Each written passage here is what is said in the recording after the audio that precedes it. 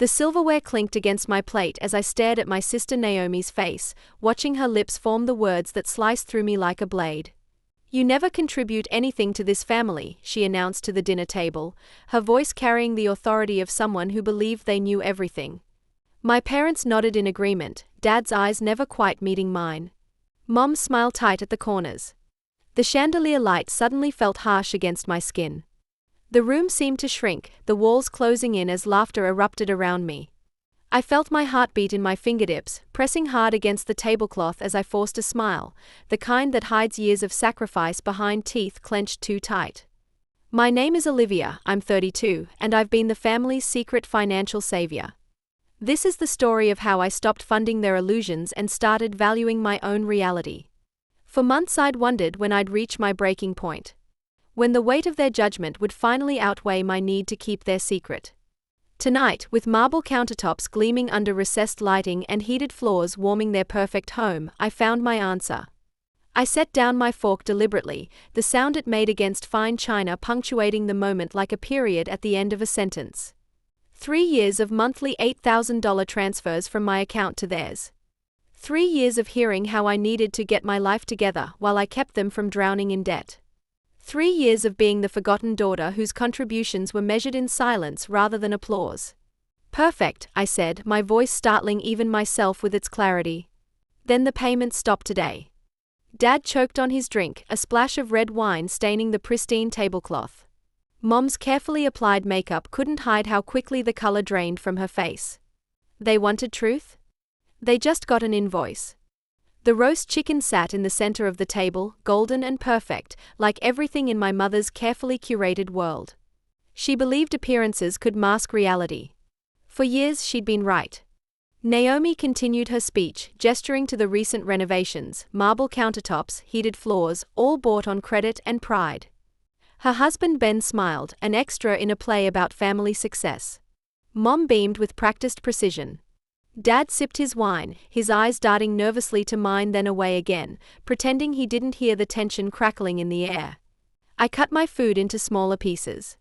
That was my ritual. Stay quiet. Stay invisible. Let their words roll over me like smoke while I disappeared into the background they'd designed for me. Then Naomi's tone shifted, becoming the voice of concerned authority she'd perfected over years of family interventions. "We've been talking," she said, squeezing Mom's hand in solidarity. "It's time we address something as a family." The air thickened. Even my nephew Tyler stopped fidgeting with his napkin. "You're 32, Olivia. Still renting that tiny apartment. Still driving that old car. You're not moving forward." Her words landed like precision strikes. "You're not contributing. You're just existing." I felt a strange buzzing in my ears as each word registered. Aunt Patricia nodded solemnly. Mom dabbed at her eyes as if her pity were compassion. Dad's gaze remained fixed on his plate. "I have a good job," I said quietly. "I pay my bills." Naomi laughed, soft and cruel. "Are you sure you're not just surviving?" Silence spread across the table like smoke after a fire. Forks scraped against plates. Someone's glass clinked too hard against the table.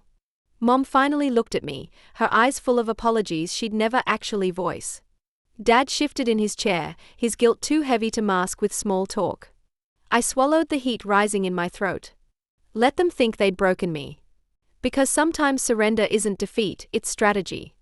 That night replayed in my mind, contrasting sharply with another evening 3 years earlier. A knock at my apartment door after 9. Dad standing there, looking smaller than I remembered, shrunk by shame rather than age. "Can I come in?" he'd asked, voice unsteady. We sat at my small kitchen table while he stared at the wood grain rather than meeting my eyes. The business failed, he confessed. My partner disappeared with investments. We refinanced twice. His voice dropped to a whisper. "They're going to take the house. If your mother learns everything, it will break her." His hands shook as he slid bank statements toward me. "How much?" I asked. He swallowed hard. $8,000 a month. The number hit like cold water. I did the math quickly. With my recent promotion to senior strategist, I could cover it, barely. My down payment savings would become their lifeline. "I'll help," I said, because daughters patch cracks they didn't make. We shoulder debts we didn't cause. It's temporary, he promised. Months, maybe a year. He meant it when he said it. That was 36 payments ago. 3 years of skipping vacations. 3 years of careful grocery budgeting. 3 years of saying no to joy while my savings disappeared into their mortgage. What burned wasn't the money, it was how little my sacrifice meant to them. In their version of the story, I was the disappointment. In reality, I was the silent scaffold holding everything up. The dinner intervention continued, with Naomi closing her speech with a toast. Glad we are aligned, she said, raising her glass. Time for Olivia to improve. I nodded once. Great, I replied. Then something changes tonight. Ben smirked, finally included in the family drama. I opened my banking app, the blue light illuminating my face in the dim dining room. The table collectively leaned forward, anticipating confession or perhaps tears. 3 years, I said evenly. 36 payments. $8,000 each. I set the screen by the centerpiece. The list of transfers glowed, reflecting in the silverware. Dad coughed, then truly choked on his wine. Mom's smile died without ceremony. Aunt Patricia missed her water glass entirely. Naomi squinted at the screen, then went still. What is that? She asked, already knowing the answer. Their mortgage, I said calmly. Every month since your housewarming. Silence grabbed every throat at once. Dad asked me, I added. He begged for secrecy. Mom found her voice first. You promised we'd discuss this privately, she said to Dad, her perfect image cracking. You promised it would be temporary, I countered. Months, maybe a year. Ben did the math aloud. $288,000, he breathed, his eyes widening. I kept my gaze fixed on Naomi. You said I never contribute, I said. So let's match stories. I tapped the screen once. Effective tomorrow, the payments stop. Dad's fork hit his plate with a sharp sound. Olivia, please. Not here. Where then? I asked. Where I'm invisible. Mom's eyes filled with tears that came too late. We had an arrangement, she whispered. No, I corrected her. You had a secret. Maintained with my money and your silence. Aunt Patricia's voice was barely audible. She's right. Then she stared down at her plate. Tyler watched as the adults around him lost their carefully maintained facades. This is manipulation, Naomi snapped, her voice rising. You're punishing them. This is a boundary, I replied. Punishment ends. Boundaries begin. Ben tried for calm authority. Be rational about this. Rational? I echoed. You humiliate me over dinner I helped fund, then ask for rationality? I slid my phone toward Dad. Swipe through, I said. Count the months. Mom touched the screen as if it might offer forgiveness. We didn't know, she whispered. You knew enough to let them criticize me, I said. You watched me shrink under their judgment and said nothing. Naomi's voice softened, then cracked. Why didn't you tell us? Because you'd perform gratitude, I answered. And keep spending like applause was income. Dad stood, then folded back into his chair. His shoulders conveyed what words never could. Please, he said. We'll fix this. Don't stop. I shook my head. I'm stopping tomorrow. I cancelled the automatic transfer with one press. I lifted my finger to demonstrate. 36 months ended with a ping. The sound seemed to outlive every toast ever made at this table. I put my phone away like holstering a weapon. If contribution is appearances, I said, you win. If contribution is sacrifice, I'm already undefeated. I rose from my chair. The scrape against hardwood echoed like a clock striking midnight. Enjoy dinner, I said. Last one I funded. Mom reached for my sleeve but missed. Olivia, wait, she begged. I paused beneath the chandelier's revealing light. Start contributing to the truth, I said. I turned at the doorway. If I'm nothing, I remove everything I give. The call started before I reached my car. Dad, then Mom, then Naomi. I let them ring into the night. Silence finally chose me back. Later that evening, the doorbell cut through my quiet apartment. Aunt Patricia stood holding a casserole dish. Your mother's recipe, she said softly. Peace offering or guilt? I asked. She blinked. Both? I let her in. This is nice, she murmured, looking around. Cozy. Smaller than I imagined. Everyone imagines me smaller, I replied. She swallowed hard. Tonight was wrong. You nodded along, I reminded her. I believed the performance, she admitted. I'm sorry. Sorry is cheaper than honest, I answered. Your mother is devastated, Patricia said. She's devastated, the mirror cracked, I replied. Not that I bled polishing it. Patricia had nothing left to say. She left the casserole dish. And silence. Naomi called again. And again. The fourth time I answered. Please, she said. Can we talk? Her voice sounded human for once. We met the next morning.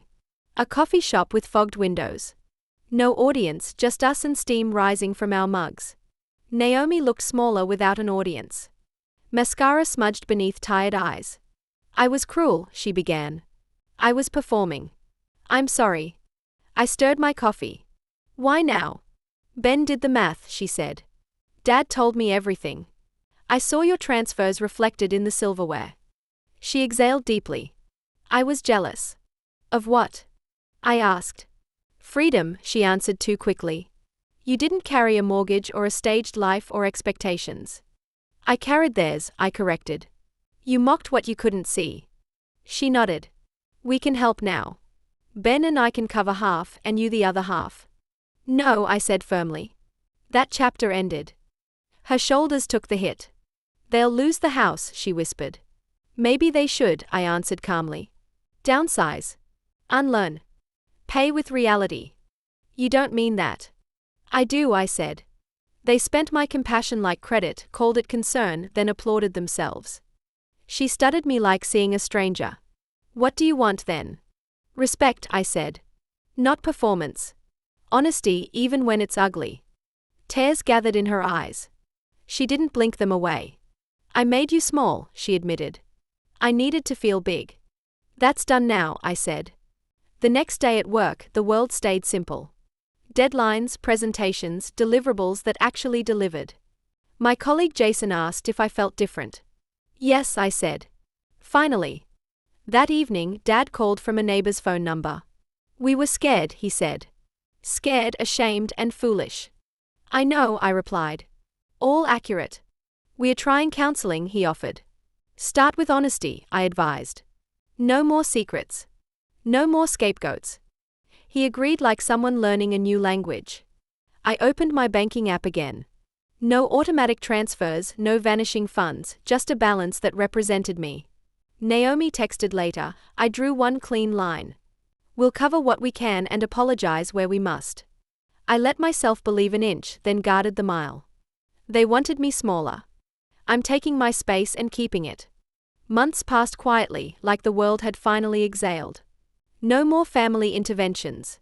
No more secret deposits at midnight. Just peace, steady and unfamiliar. My parents sold the house. The for sale sign looked strange in their perfect lawn. Mom cried the day it came down. But when I visited their new condo, she smiled, genuinely. Smaller, but honest. Naomi and Ben moved too. Sold the house with the marble bathroom and traded it for something simpler, lighter. They'd started counseling, therapy, budgeting, words we never used at our old dinner table. Dad called on Sundays. He didn't ask for help. He asked if I was eating well. That was new. Mom mailed me a framed photo. Our family at therapy, exhausted but real. She'd written on the back, the day we stopped pretending. 6 months after our confrontation, we had fully reconciled as a family. Different, more honest, but finally at peace with each other. I had forgiven them, and they had accepted their responsibility. We were building something real this time. Naomi visited one evening, her pregnancy now showing in her 3rd trimester.